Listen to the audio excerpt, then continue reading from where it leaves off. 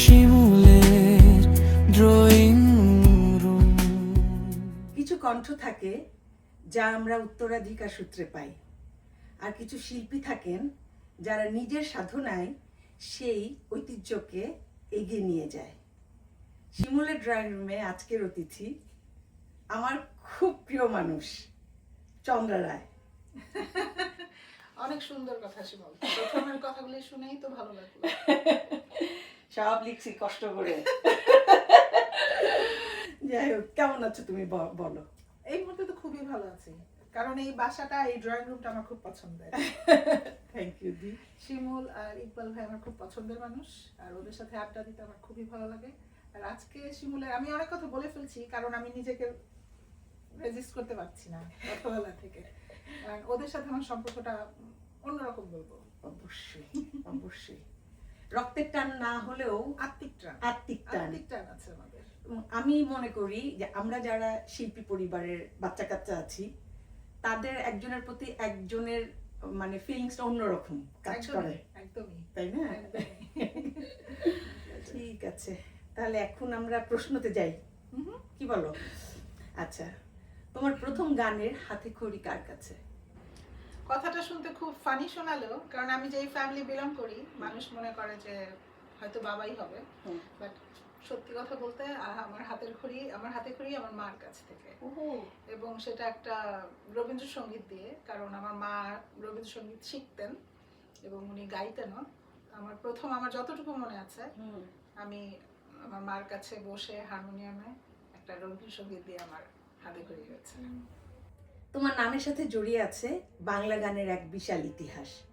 রথীন্দ্রনাথ রায়ের কন্যা হয়ে বড় হওয়া, এই জিনিসটা আসলে কেমন? একদিকে অনেক আনন্দের, আরেকদিকে অনেক দায়িত্বের, এবং আরেকদিকে হচ্ছে নিজের ভালো লাগা। কারণ আমরা অনেকেই দেখেছি যে আমরা দেখা যায় যে আমরা কোনো আমাদের প্যারেন্টসরা একটা ঐতিহ্য টেনে নিয়ে আসলো। অনেক ফ্যামিলি আমি দেখি যে পরের জেনারেশনের গান করছে না। এটা আমি জানি না কেন হয়, তারা কেন করে না। কারণ আমার তো মনে হয় আমি সারা দিন রাত যতক্ষণ জেগে থাকি ততক্ষণই গানের মধ্যে থাকতে ভালো লাগে।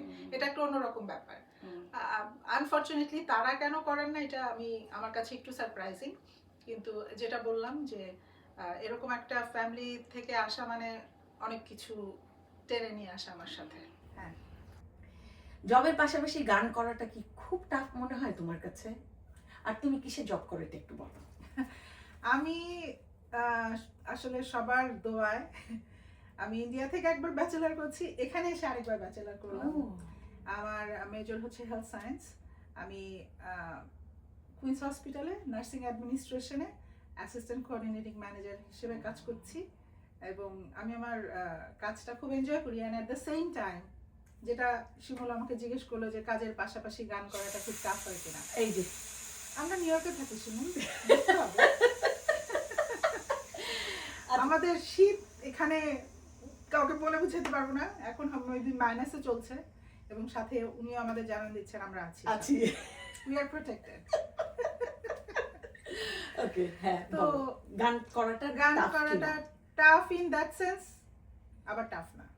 কারণ আমরা যারা গান ভালোবাসি, আমাদের যা করুক, খেতে দেখ না দেখ ডাজন্ট ম্যাটার, আমরা যাই করি তাই করি, আমাদের গান হচ্ছে লাইক ব্লাডের মধ্যে শুশুর করে।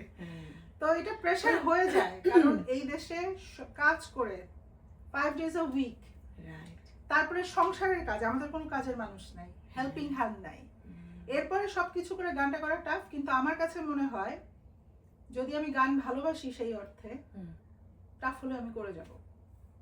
এবং আমি এই সময়টাতে এসে আর একটু ভালো লাগছে, শিমুল আমাকে একটা স্কোপ করে দিল।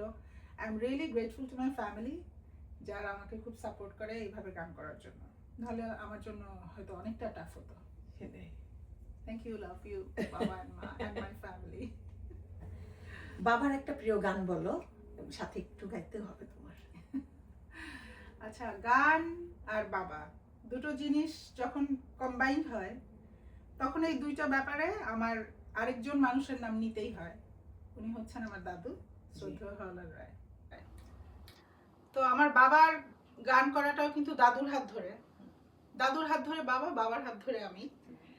তো যাই হোক, আমার দাদু বেসিক্যালি একজন এমবিবিএস ডাক্তার ছিলেন, কিন্তু উনি গানের নেশায়, শিমুল আমি জানি না তুই কতটুকু জানিস, গানের নেশায় উনি ওনার প্র্যাকটিস বাদ দিয়ে কলকাতা চলে গেছিলেন এবং তার বাবা তাকে ত্যায্যপুত্র করে দিছিল। ওই সময়টা এগুলো খুব হতো কোথায়। যাই হোক, তো আমার দাদু তো একজন লিরিসিস্ট, কম্পোজিশন করেছেন ওনার অনেক গানের, ভাওয়াইয়া গান। আমার বাবার তার মধ্যে থেকে একটা গান হচ্ছে বাপুই চ্যাঙ্গের আলে, গাও একটু। এই সরিষারে ফুল রে বাপুই মাটির শোভা,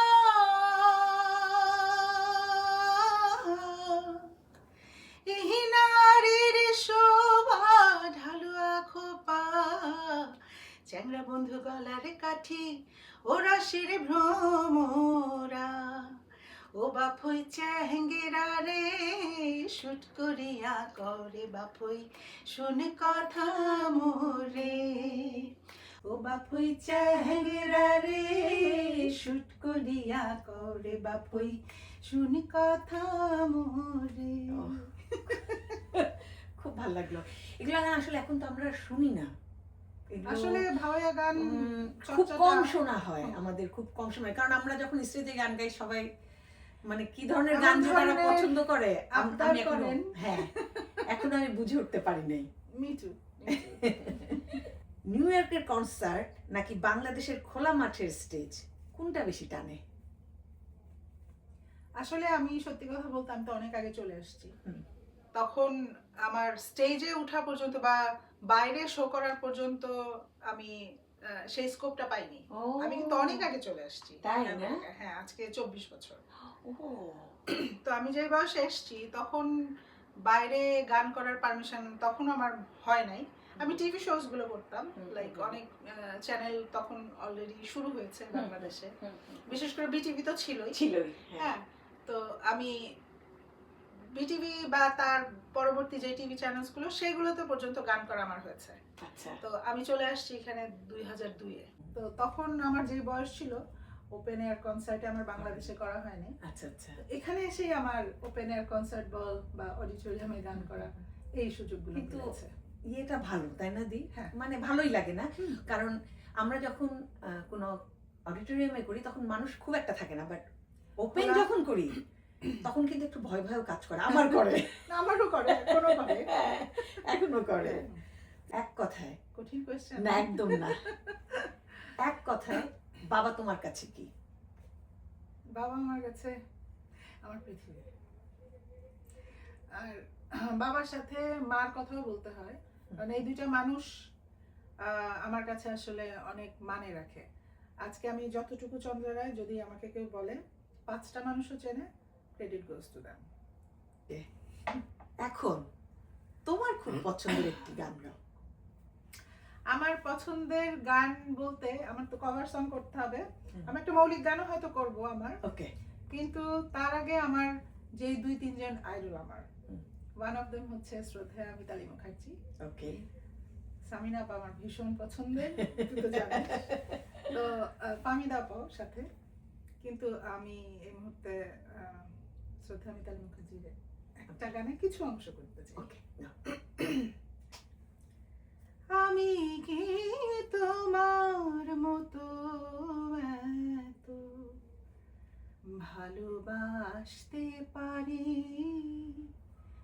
আমি তো শুধুই নিরপায়ে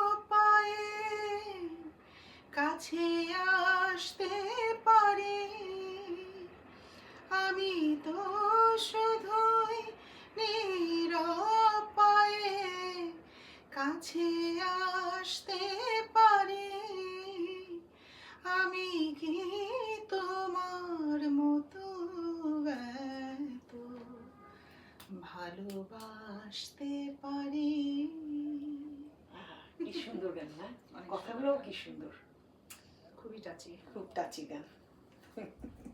তোমার একটা প্রিয় শখ যেটা আমরা কখনো জানি না, আমরা শুনিও নাই, মানে কি সেটা হতে পারে? সেটা হতে পারে আমার ছেলে আছে, হ্যাঁ। তোমাকে দেখলে মনে হয় না। না মনে হয় না মানে ছেলে আছে যে অত বড় ছেলে আছে এটা ভাবো না কেউ। আমার ছেলে তোদের দোয়ায় ব্যাচেলার শেষ করবে, এটা Oh. ফাইনাল সেমিস্টার চলছে।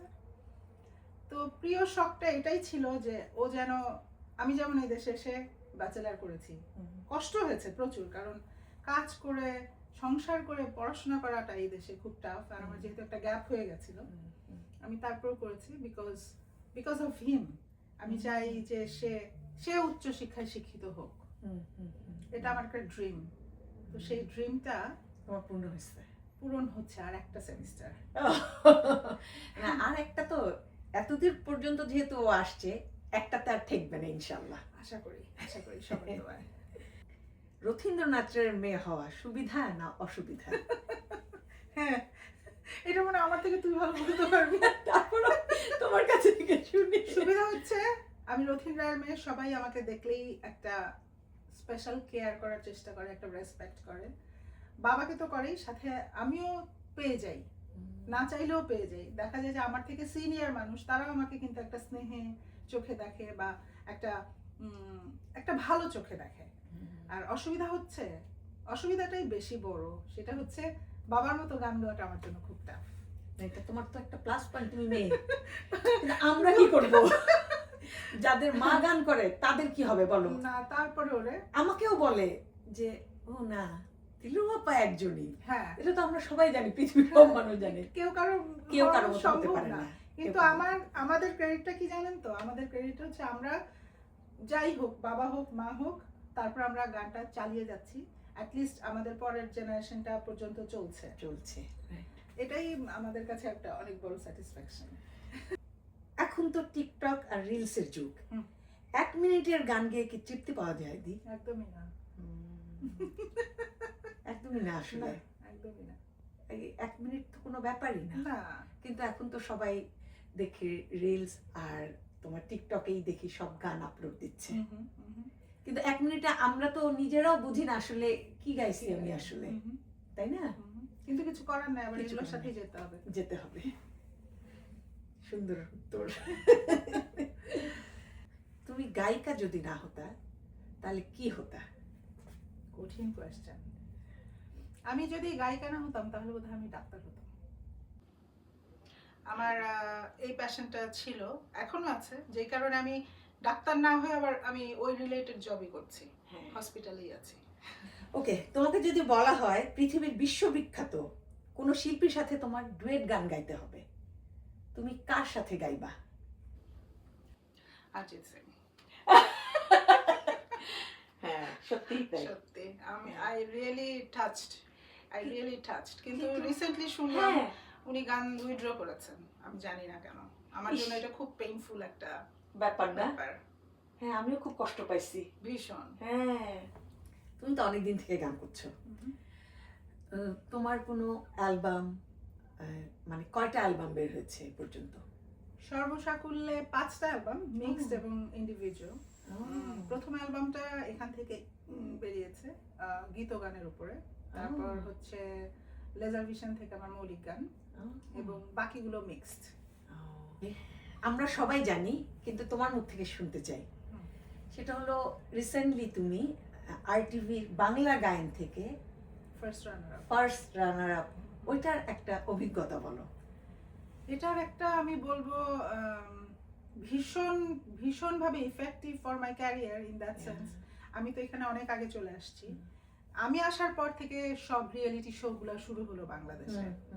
এখানে বসে সেই ক্রেভিংটা ছিল যে উফ, আমি যদি দেশে থাকতাম, আমি পার্টিসিপেট করতাম। কারণ কম্পিটিশনগুলো কিন্তু বেসিক্যালি আমার যেটা মনে হয় শুধু কম্পিটিশন না, এখানে এত সুন্দরভাবে এত ইফেক্টিভলি তোর গ্রুমিং হয়, যেটা আমার খুব ভালো লাগে।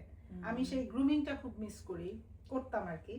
তো এই বাংলার গায়নে, আরটিভির বাংলার গায়নে পার্টিসিপেট করার পরে সেই ইচ্ছাটুকু আমার একটু হলেও পূরণ হয়েছে। কারণ দেশে যাওয়ার পরে অত বিশাল ইন্ডাস্ট্রি, এখানে যেটা নাই। হ্যাঁ, এটা আমি কাউকে ছোট করে বলছি না, কোনো কিছু ছোট করে বলছি না, এটা সত্যি কথা, আসলেই নাই। এইভাবে আমরা এখানে পাই না, যে কারণে এই ক্রেভিংটা আমাদের থেকেই যায়। শেখার তো শেষ নেই। হ্যাঁ, আর আমি মনে করি আমার শেখার ব্যাপারটা একদম আনটিল আমি মরে যাওয়ার আগ পর্যন্ত থাকবে। আমি শিখতে ভালোবাসি, আমি নতুন কিছু শিখতে ভালোবাসি, নিজেকে সেইভাবেই স্কিলড করতে পছন্দ করি। আমি কতটুকু পারি আমি জানি না, কিন্তু আমি ট্রাই করতে ভালোবাসি। তো এইটার উপর ভিত্তি করে আমি RTVর বাংলা গানে পার্টিসিপেট করলাম, এবং দেশে যে আমার এত ভালো লেগেছে, যে কয়েকটা দিন ছিলাম কম্পিটিশনে গান করা থেকে, তারপর সেখানে যে গ্রুমিংটা ছিল সেইটা আমি আমার ভালো লেগেছে, অ্যাডাপ্ট করতে পারলাম ব্যাপারগুলো কি হয়, খুঁটিনাটি ব্যাপার অনেক কিছু লার্ন করেছি। আসলে নলেজটা আমার আরো বেশি এনরিচড হলো।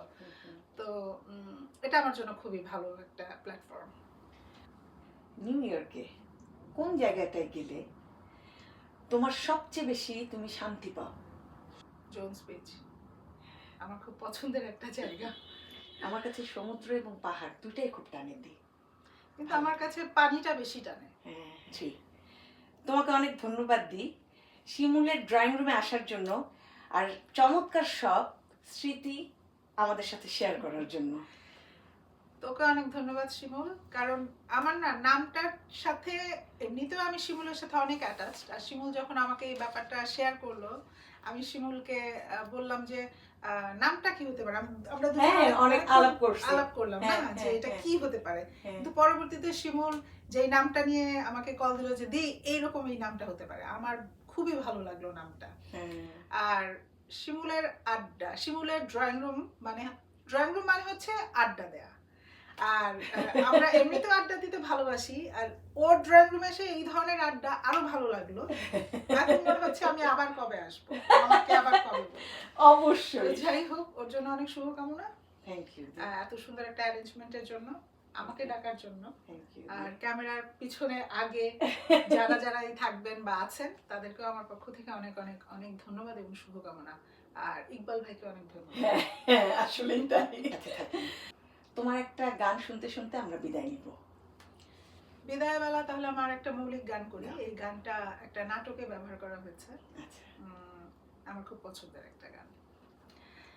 আমার খেয়াল গুলো সব থাকছে তোমার ঘরে, তুমি ওই মন বাড়ালেও যাচ্ছি ক্রমে সরে, তুমি ছাড়া নেই তো কেহ এই হৃদয়ের মাঝে, আমার ছেঁড়া সব থামছে তোমার কাছে।